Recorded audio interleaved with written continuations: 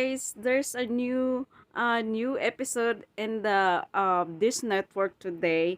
It's a love and translation. So guys, this is very excited um for all the women all over the world na yung ano sila sa mga challenges na um hindi magkakaintindihan.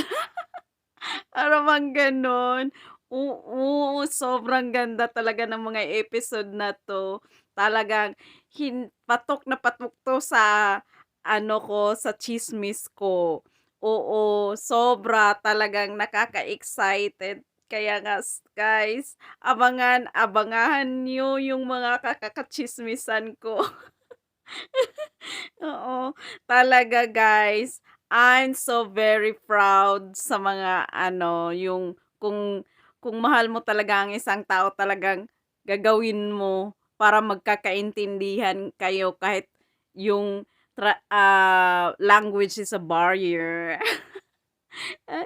Guys, super excited ako. Kaya nga, watch up. Keep follow me on my blog at Filipina USA. So guys, ganito, yung love and translation, lahat-lahat merong Bolivia, merong Colombia, merong Japan, merong Korean, merong ano pa yon,